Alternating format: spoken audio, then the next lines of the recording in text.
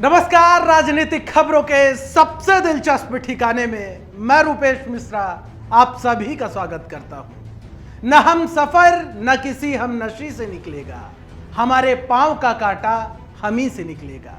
ये बात नवनियुक्त प्रदेश कांग्रेस के मुखिया गोविंद सिंह डोटासरा को अब समझ लेनी चाहिए।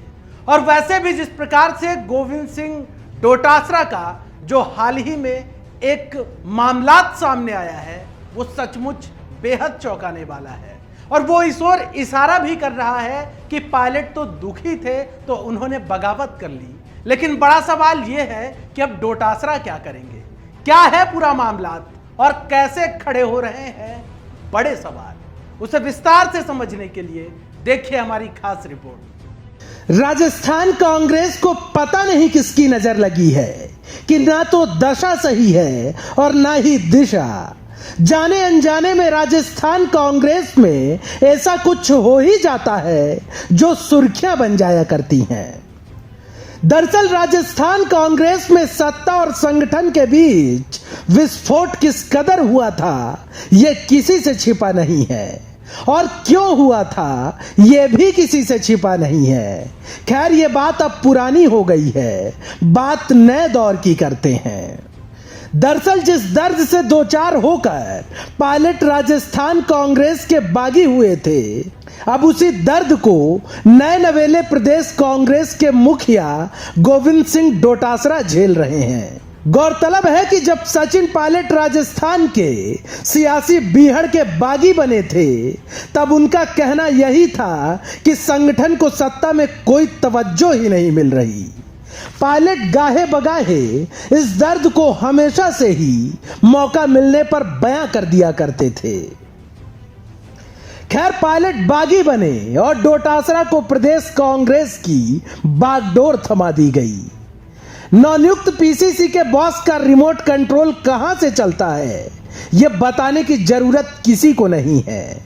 खैर डोटासरा बॉस तो बन गए, लेकिन उनकी स्थिति भी अब प्रदेश कांग्रेस में पायलट की तरह हो गई है।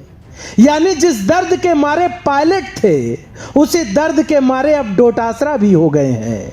ऐसा हम नहीं बल्कि डोटासरा खुद कह रहे हैं। दरअसल मंगलवार को नगरीय विकास मंत्री शांति धारीवाल के आवास पर कोरोना जागरूकता को लेकर मंत्रियों की बैठक बुलाई गई। इस बैठक में प्रदेश कांग्रेस के नए नवेले बॉस भी बैठे हुए थे, और सिर्फ बैठे ही नहीं थे बल्कि अपने मन का गुबार फोड़ रहे थे। डोटासरा मंत्रियों को खरी खरी सुनाते हुए कह रहे थे कि सत्ता में बैठे लोग संगठन की अनदेखी कर रहे हैं। डोटासरा ने यह भी कहा कि पार्टी मुख्यालय में मंत्रियों को 4-4 बार फोन आता है, लेकिन मंत्रियों के पास 1.5 मिनट का भी वक्त नहीं होता बात करने के लिए। दरअसल डोटासरा के मन में भरा यह गुबार था जो कई दिनों से छलक रहा था और कल फूट पड़ा। लेकिन दिलचस्प वाकया इस दौरान यह हुआ कि डोटासरा का यह दर्द मीडिया के कैमरों में कैद हो गया। डोटासरा को जब इस बात की भनक लगी कि उनका दर्द मीडिया के कैमरे में कैद हो चुका है तो डोटासरा फौरन बैठक छोड़कर भागे भागे बाहर आए और जबरदस्ती पत्रकार पर दबाव बनाकर वीडियो डिलीट करवा दिया। गोविंद सिंह डोटासरा को प्रदेश कांग्रेस का मुखिया बने हुए अभी जुम्मा 4 दिन हुआ है, लेकिन इस प्रकार की हरकत शर्मनाक है, शर्मनाक। द फैक्ट इंडिया प्रदेश का जिम्मेदार चैनल होने के नाते सूबे की सल्तनत की बागडोर संभाल रहे हुक्मरानों से यह सीधा सवाल करता है कि किस हक से पत्रकार का मोबाइल छीना गया। आखिर क्यों पत्रकार के फोन से जबरदस्ती वीडियो डिलीट करवाया गया? क्या वीडियो डिलीट करवा देने भर से असलियत छिप जाया करती है? क्या ऐसा कर स्वतंत्र पत्रकारिता को कुचलने की कोशिशें की गई? क्या डोटासरा को अपनी इस गलती का पश्चाताप होगा? सवाल कई हैं, लेकिन कहते हैं कि सत्ता की मादकता कान और आंख दोनों बंद कर देती है, और शायद कल भी कुछ ऐसा ही नजारा देखने को मिला। लेकिन सवाल यही है कि क्या पायलट के दर्द से डोटासरा अब वाकिफ हो गए हैं? और जहां तक सवाल पायलट का है तो उन्होंने तो बगावत का रास्ता चुन लिया था, लेकिन बड़ा सवाल यह है कि अब डोटासरा का क्या होगा। Bureau report, the fact India.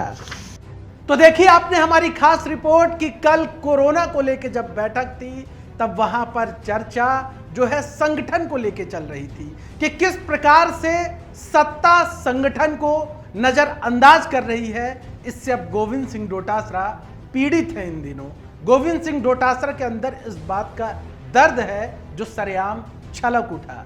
लेकिन बड़ा सवाल यह है कि आखिर पत्रकार का मोबाइल छीनकर वीडियो क्यों डिलीट किया गया, अपने आप में बेहद बड़ा सवाल है। और नवनियुक्त पीसीसी चीफ गोविंद सिंह डोटासरा को भी यह बात समझ लेनी चाहिए कि महज वीडियो डिलीट कर देने से खबरें नहीं रुका करती हैं। दोस्तों, कल फिर हाजिर होंगे सियासत की एक बड़ी खबर के साथ। तब तक के लिए नमस्कार।